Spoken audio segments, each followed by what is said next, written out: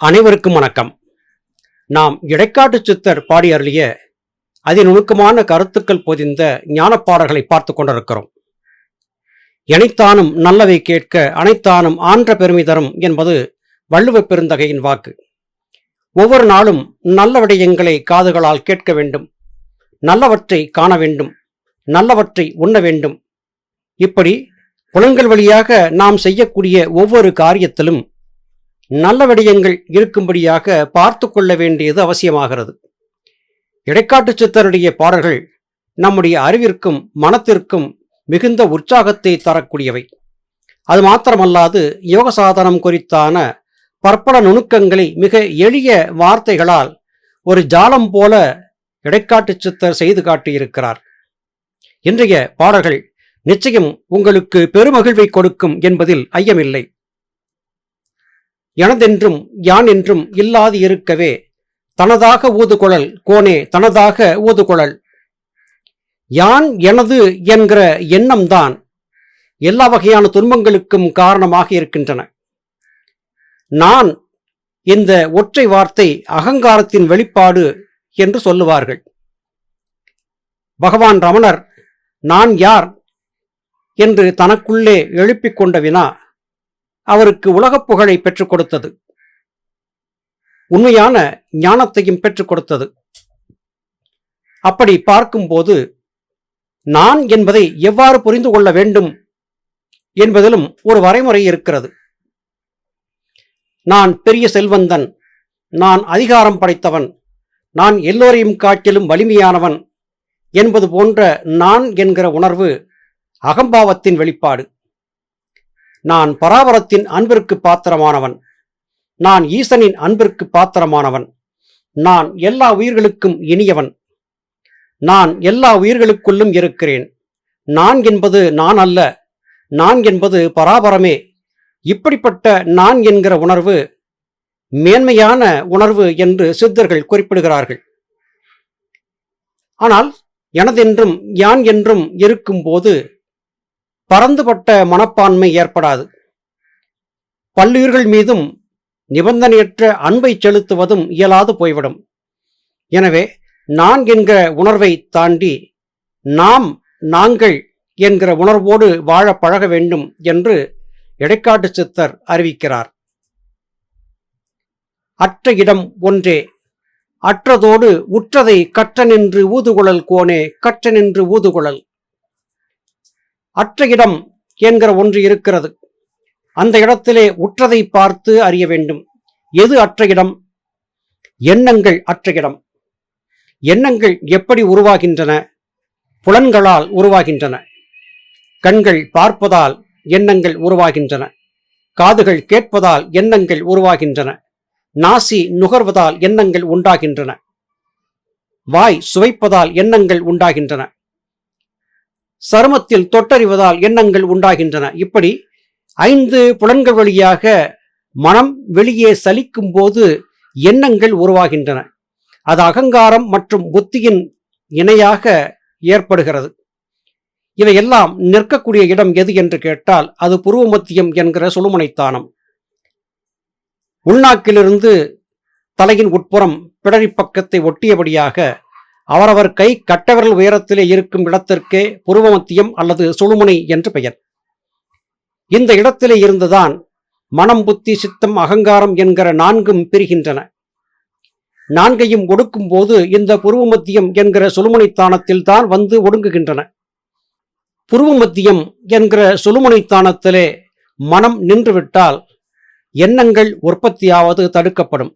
அந்த இடம் புலன்கள் வழியாக சலிக்கும் நிலை அற்றுப்போன இடமாகும்.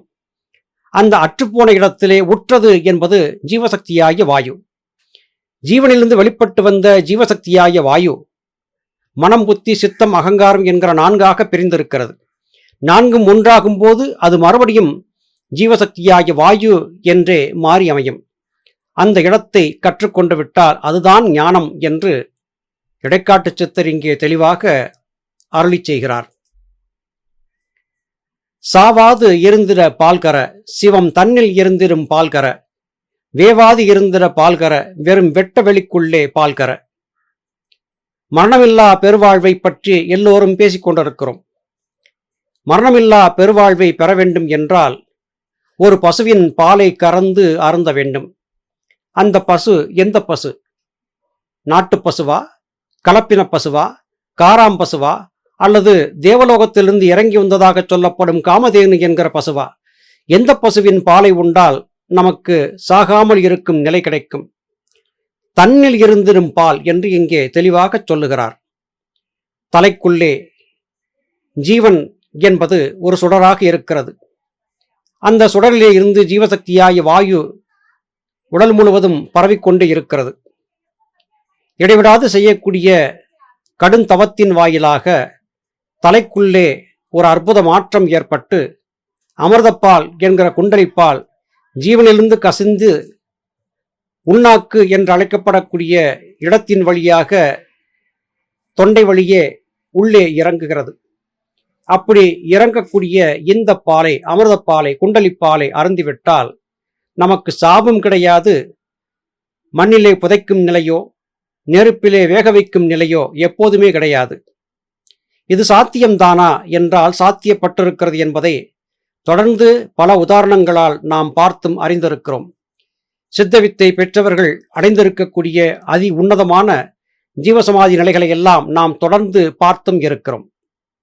எனவே வெட்டவெளி என்று அழைக்கப்படக்கூடிய தலைக்குள்ளே இருக்கும் ஆகாய வெளிக்குள்ளே சீவன் என்கிற சிவனை வேண்டி வணங்கி உள்ளிலே நெருப்பை மூட்டும் போது நாம் உண்ட உணவு அல்லது இன்ன பிற காரணங்களால் உருவாகிய மேகம் என்பது குளிர்ந்து அமிர்தமழையாக பொழியும்.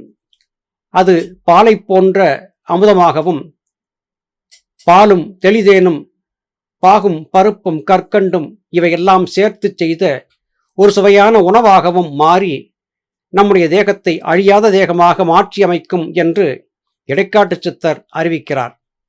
தலைக்குள்ளேதான் இந்த பால் சுரக்கிறது.